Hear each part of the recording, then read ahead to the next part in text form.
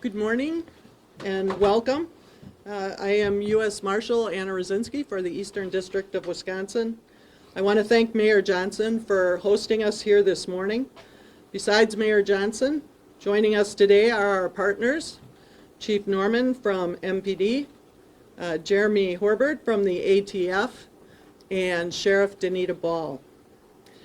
The Milwaukee Police Department and citizens of Milwaukee have been through a horrific week, which highlights the violence that needs to stop. Our hearts go out to Officer Jerving's family, the MPD, and the community. But having an impact on combating violent crime is what the United States Marshal Service does through its fugitive operations. Operation North Star II is one of those operations. For 1 month beginning in January, Milwaukee was one of 10 cities chosen nationwide, targeting violent offenders, a follow-up to Operation North Star I that was done last year in 10 different cities. These fugitives are among some of the worst committing crimes, to include homicide, armed robberies, and assault with firearms. Through our Eastern District of Wisconsin Fugitive Task Force and working with our local, state, and federal partners, in 30 days we arrested 114 offenders and cleared 213 warrants, including 11 for homicide. In addition, we took 45 firearms off the streets and 9 kilos of illegal narcotics. Because of Operation North Star II, we received funds and equipment that allowed the task force to bring some of our members from around the district to assist in this concentrated effort. This force multiplier could not be possible without the assistance of our partner agencies. The Fugitive Task Force devotes every day to locating and apprehending violent fugitives trying to evade the justice system. We are not naive enough to think that this is the answer to ending violent crime. But when we can remove some of the worst repeat offenders from the community, we can start to have an impact. You heard the mayor and Chief Norman speak a few weeks ago that some of the violent crimes in Milwaukee were down last year. Just last year, the Fugitive Task Force arrested 1,086 criminals. 153 of those were for homicide. 3,487 warrants were cleared, and 266 firearms were taken off the street. With that, I would like to turn it over to Mayor Johnson. Sir? Thank you so much, Marshal Rosinski, your team, and all the partners who made Operation North Star successful. They deserve a ton of credit, and I'm here to give it to them. This effort highlights a couple of themes that I talk about often. The first is the power of partnerships and working together. Good things happen when we work together towards a common cause. In this case, agencies throughout the region are on board to improve public safety, and as Marshal Rosinski just said, the results are pretty notable. Dozens of people who should not be on the streets were located, and it's safe to assume that because of the arrests that were made, there were crimes that did not take place. The second thing that I'd like to highlight is accountability. When people cause death, cause harm, cause destruction in Milwaukee, they've got to be held accountable. Every accused individual deserves a fair judicial process, and the state's got to prove that in court. But the first step in that process requires accused criminals to be brought to the courtroom, and that's what's happening with Operation North Star II. Everybody's got a role to play, and I want people throughout Milwaukee to be engaged in offering direction and support for young people. We do that often through this office with programs like Camp Rise and pointing families and young people to opportunities to keep young people especially engaged in the summer months. We can all help to guide people away from trouble. Also, when people engage in wrongdoing, we can't look the other way. People have got to engage. They've got to take it seriously, and folks who do bad things must be held to account.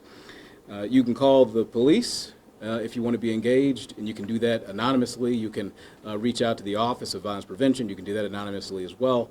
You could also call Crime Stoppers and report things anonymously as well. We have empirical evidence that crime in Milwaukee is going down.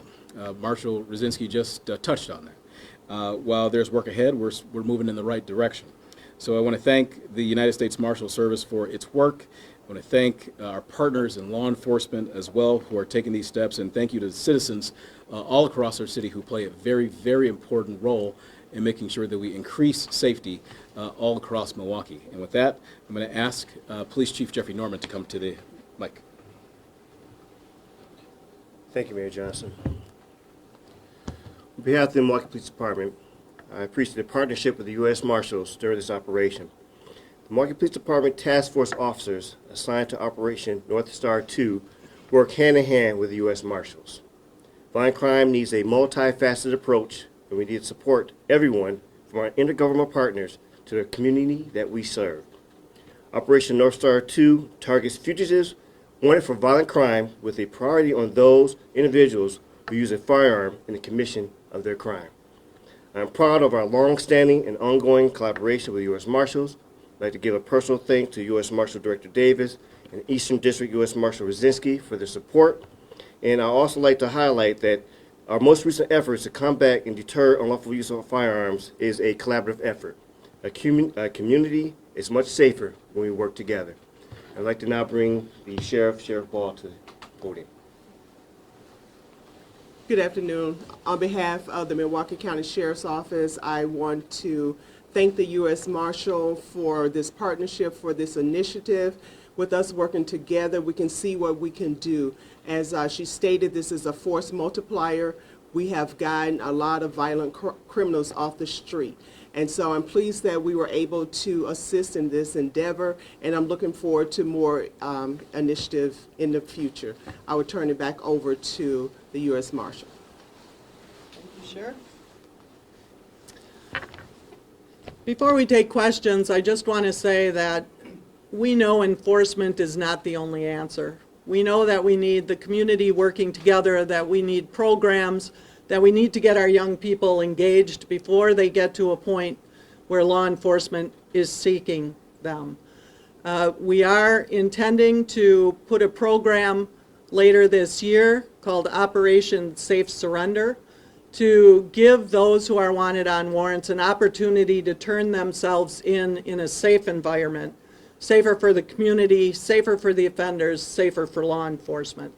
So look forward to that coming in the future. With that, I want to thank you all for coming. We will open it up for questions. I do have the supervisor of the task force here, so if there's anything specific in regards to the operation itself, he could possibly help you with those responses. Can you talk about the dangers of the operation? Was anybody injured, either fugitives or members of the task force? We had no members of the task force or fugitives injured as a result of this operation. U.S. Marshal Rosinski, the featured arrest in your release, was that a targeted attack against that officer and or his family? Scott? Scott Keller is the supervisor of the task force. It was not, to our knowledge, it was not a targeted attack towards the officer.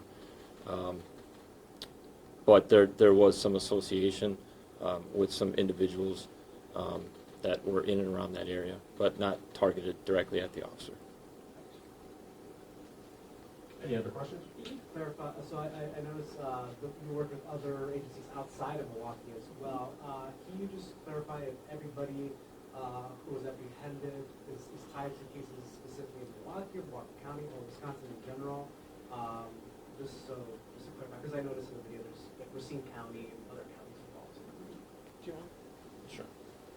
Sure. We did partner up with the Racine Police Department as well as Racine County Sheriff's Department. There is a lot of crossover between subjects that were wanted out of Racine on offenses that were located in Milwaukee and vice versa. So there is a large crossover. Obviously, we work in a business where the individuals that we're looking for take us to various locations. We as a federal agency, obviously our boundaries are unlimited. But we have worked with the Racine Police Department. As a matter of fact, there was a total of 17 fugitives that were arrested through the efforts with the Racine Police Department as well as the Racine County Sheriffs in the Racine area. It just, I was going to say, it just goes to show you that criminals don't have boundaries. So the ability for us to have task force officers throughout the district and have those work together for the greater good in all of our cities is just the best force multiplier that you could have. And that's why it makes us so effective. Question for Chief Norman and maybe for the Marshal as well. 114 arrests, by all accounts seems like it went well, but why not make these before? What is the difficulty in the Milwaukee Police Department or the Racine Sheriff going out and making the arrests? Well, as the Marshal talked about using other resources outside of our respective cities, the Milwaukee Police Department is appreciative of all the type of collaborative approaches in regards to using all the resources from other task force that's located in other cities to, again, be that force multiplier. But we also understand that there are still needs in our respective communities, and we need to ensure that we're all being respectful of those needs and that it's not a ongoing, like, year long, but these are those type of focused efforts that we are able to come together. And again, it's a force multiplier in our respective communities. But these task force officers are working on their respective cases and other needs within their respective jurisdictions. As you see, there's more than just, Milwaukee Police Department. You have, northern departments, southern departments, other agencies within the federal, enforcement. And so we need to be respectful of that. But this is still always welcomed. And, it's nice to be able to report out the efforts and also the impact. This is welcome news, but what can you share with just families who are still reluctant to take their kids to the playground, let alone play outside in their own backyard? What hope from this can you offer to them? Well, the mayor alluded to it already in regards to the other efforts besides enforcement. I mean, when you talk about Camp Rise, when you talk about other particular investments within our community, again, this is an all-in approach. This is not just a law enforcement approach. When you have opportunities to report crime, whether through Crime Stoppers or other venues, utilizing some of the community groups, Office of Violence Prevention, this is an all-hands-on-deck effort. I know that that's been said many, many times, and we mean it. And so it's important for us to, embrace what role do we have in creating safety within our community and understanding that we all have a responsibility for safer communities. Thank you, Chief, for touching on that. Yes, I did mention the Camp Rise program that we have that's effective, the Earn and Learn Summer Youth Jobs Program. We worked last year and we'll do the same this year with youth-serving organizations throughout Milwaukee to let parents and young people, quite frankly, know that there are opportunities to be engaged in positive behavior this summer and every summer in Milwaukee. There are a lot of development that are happening, a lot of cranes in the sky. That means there's family supporting opportunities for folks who want to get their career started in the union construction trades and the like. I want for folks to have opportunity in Milwaukee, because when folks have opportunity, whether it's an upstream program like Earn and Learn or Camp Rise or one of our Boys and Girls Club or nonprofit programs, or whether it's a family supporting job, it creates stability in their lives. And if it creates stability in their lives, then it creates stability in their kids' lives. It creates stability in their household. You get a critical mass of that happening. It creates stability in the neighborhood. And if the neighborhoods are stable and folks begin to develop those relationships, they begin to gel. They become cohesive. And that's really how you get to the true public safety that all of us are talking about. So as was mentioned, there's some good trends. We're headed in the right direction, generally speaking. There's still work to do. All of us recognize that. And you've got the commitment parents do across Milwaukee and really the Eastern District here to know that we're going to put all of our efforts in policing and upstream efforts into place in order to make sure that we're increasing safety for folks in Milwaukee and throughout our region. All right? Thank you all.